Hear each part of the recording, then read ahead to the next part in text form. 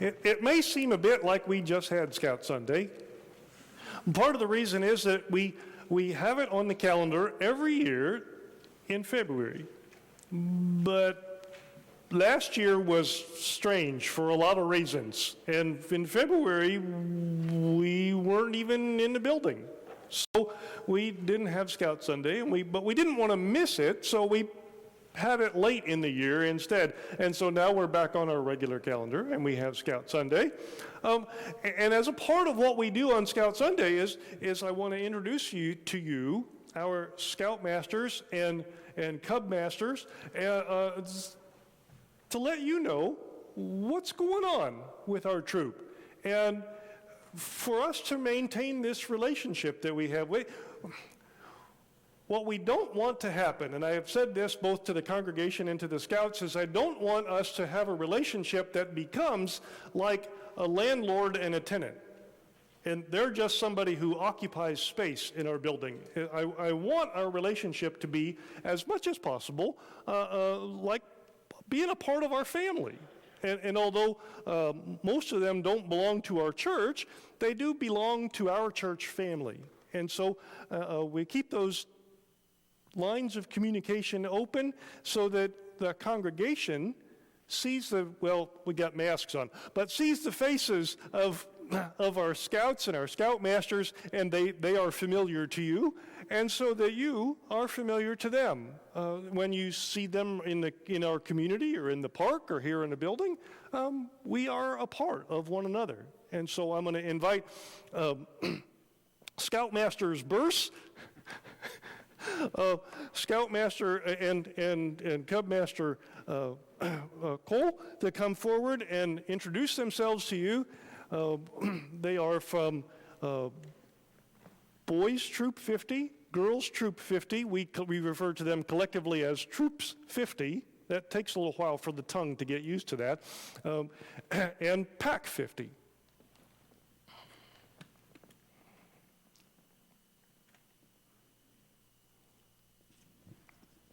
Good morning. I'll try again. There we go. Good morning. I'm not so sure. You're not convincing me. Good morning.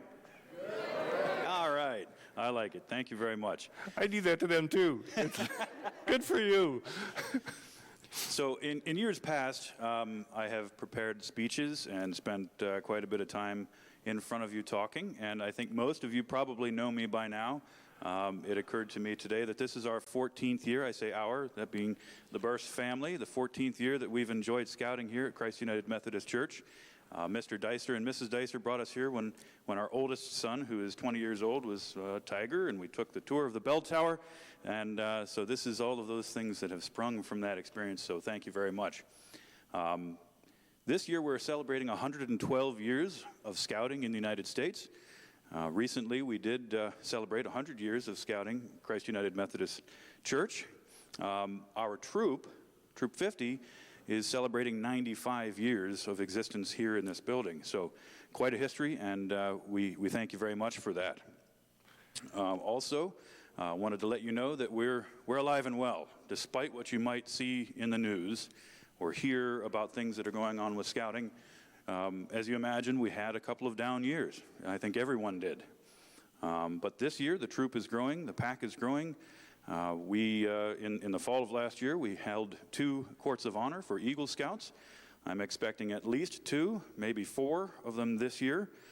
So we're up to 121 Eagle Scouts in Troop 50, which is pretty amazing. Say that again. How many Eagle Scouts? 121. 121 Eagle Scouts from this troop in this church. And yes, absolutely.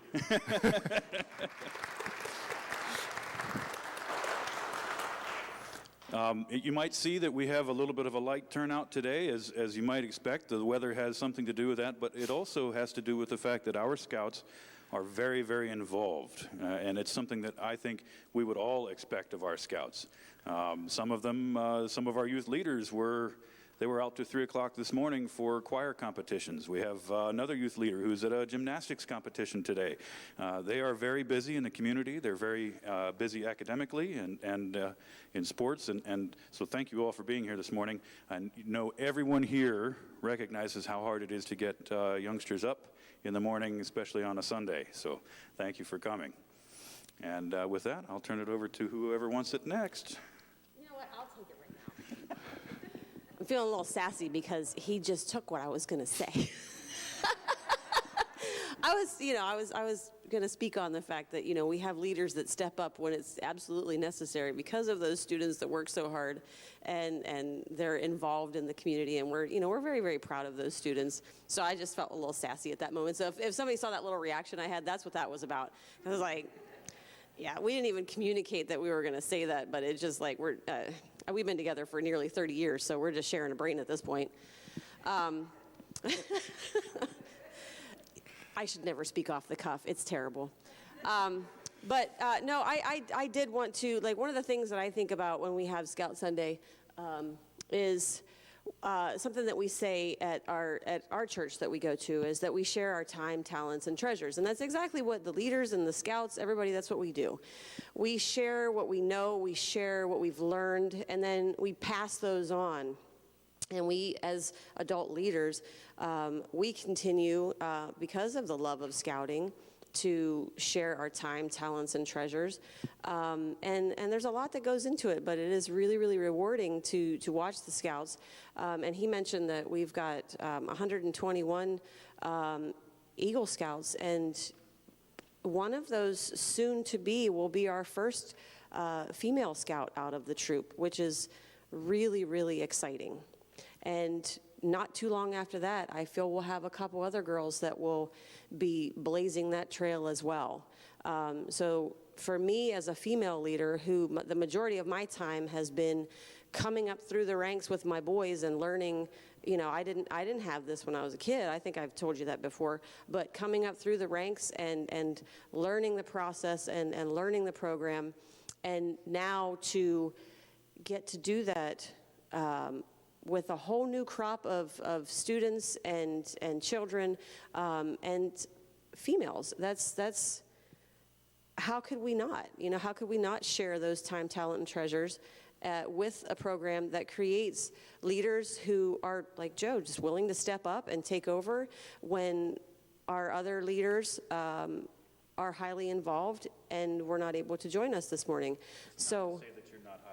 No, you're not. You are too. You were able to, and I know that you're extraordinarily busy as well. So we appreciate your leadership and coming in here. It's a beautiful program. It's a beautiful process. And I feel very blessed to be able to be one of the people, that gets to share and watch other people share. And we appreciate you guys sharing your church family with us. So thank you. Real quick, I'm going to jump in. I want to add to what you said. Occasionally we get questions about why Scouting has opened its doors to young ladies.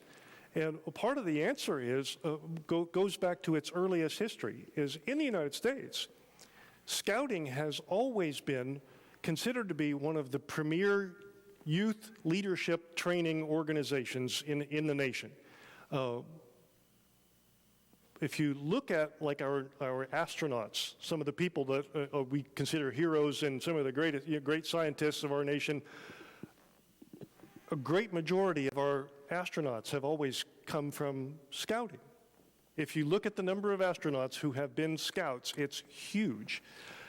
When my cousin attended naval aviator training, he said at one point they were just having a conversation in the room, and Scouting came up in the conversation, and so the teacher had raised hands of who was Eagle Scouts, and half the class were Eagle Scouts. Scouting takes you everywhere into leadership positions across the country. And of course, fighter pilots and astronauts are no longer limited to men. And so a lot of parents and young ladies were asking, why is this leadership training not available to us? It's a reasonable question. And in fact, the United States was one of the very last countries in the world to open scouting to young ladies.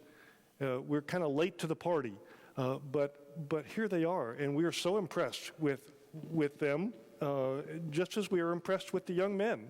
And so I hope that you will continue to support our young men and our young women. And I will repeat what I have said the last couple of Scout Sundays, is that our girls troop is still in need of a few more female volunteers. Scouting has a rule that a leadership always has to be 2 deep. There always has to be 2 adults in the room with scouts. Just first, same as our youth protection that we have here at church. Problem is, if you don't have enough adult female leaders, and one of them is sick or has to go to one of their school functions with one of their children, we don't have enough, and they have to cancel the whole meeting because we don't have. That doesn't mean that what we're asking for is for you to be in charge, but to be an adult presence. And so I ask you again, if some of you would consider maybe putting on a uniform and being listed as one of our adult scout leaders, even to be on call in emergencies. Rebecca Inherst, who many of you know, who has joined our church. Hi, Rebecca. I know they're watching online. Has told us that when they come back from sunnier climates, Rebecca will be participating in our scouting. So Rebecca can show you the ropes if you're worried about being new.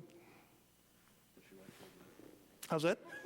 I said, does she like cold weather? She is a veteran scouter, but she's not. She has said she's probably beyond camping. So I'm in charge of the at the PAC. The PAC is the kindergarten to 5th grade. Last year, at this time, we were down to about 10 active scouts if we were lucky. We all know why. This year, I'm happy to announce that we've got 25 scouts that we've just rechartered, and that's wonderful. And what's great is most of those are the younger ones that are going to stay. Last year, most of the ones that we had were actually in the older group that crossed over to the troop that are sitting over here now. So it's been great with the growth. We've brought on a couple new leaders. It's a wonderful thing to see. We need leadership as well. I do want to say, if anyone that is, and I'll speak for the troop as well, anyone that's a school-age child that wants to join and get involved in scouting, stop by the meeting on Monday night and check out what we've got to offer. It's a great time, and it doesn't have to be yours. It could be a friend, neighbors, anyone. Invite them out. It's a chance to come out and see what we've got going on, chance to get involved with it. The more people, the more fun it is, to be honest with you. I mean, that's just the way it goes, especially with the Cubs. The bigger the groups and everything, it gets exciting, they get fun, learn a lot of fun skills and activities. Biggest fun we just had, and I'm certain our Cubs over here will attest to it, is we just had the Pinewood Derby 2 Sundays ago upstairs on the 4th floor. It's our biggest event. It was an awesome turnout. We had 19 that showed up. You have things with people not being able to come, but they had a great time. Everyone that placed in there can get to go to the district events next Saturday, I believe it is. So it's a chance to have some more fun and get out and get experience and meet people. I did want to mention, I asked about cold weather, that I'm so impressed with our scouts, all of them, boys and girls alike. This year, since we've seen you last in October, we've had 3 campouts and a 4th outdoor event in this weather that we've been in. This is some of the worst weather we've had in years, and they really are amazing young people, and we were with them. So we can attest to how cold it got, and they did fantastic work, so we're very proud of you. If it's okay, I'd like to wrap up with a little prayer. I think it was divine intervention this morning as I was leaving the house. I just happened to see in a tote of equipment and gear that was donated to us by a fellow former scout, the Scout is Reverent prayer book was sitting on the stairs in the box just looking at me as I walked by. And I thought, wow, that's the Lord working. So please join me in prayer. God our Father, bless us and all Scouts everywhere. We thank you for all the blessings granted to us in the past and ask for your continuing help in days to come.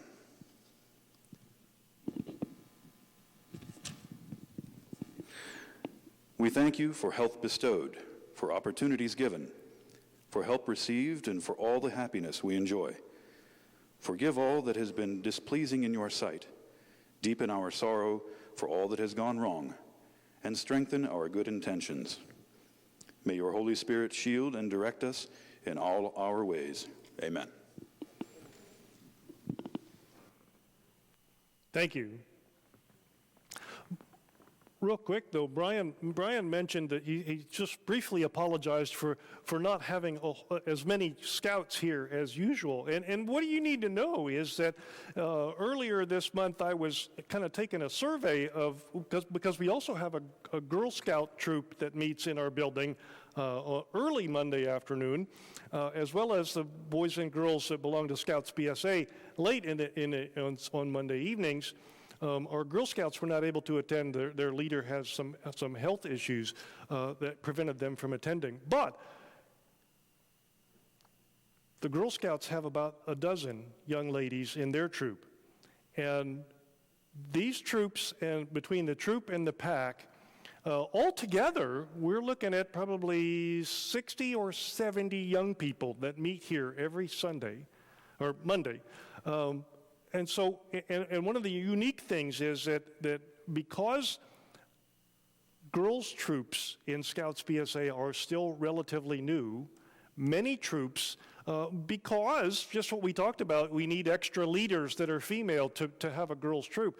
Many troops don't yet admit girls to their troops. And so we are one of the only troops on this end of our county that has a girls' troop. So whenever anybody calls Scout Council in Canton and says they have a young lady who would like to join, or a young man who would like to join who has a sister who would like to join, then all of them get sent here. So our troops are growing much faster than they have in a lot of years. And so your participation and your assistance, as well as the financial assistance of our congregation, is needed more than ever. And we want to be sure, we're not here to ask for your money, but to say thank you for your support.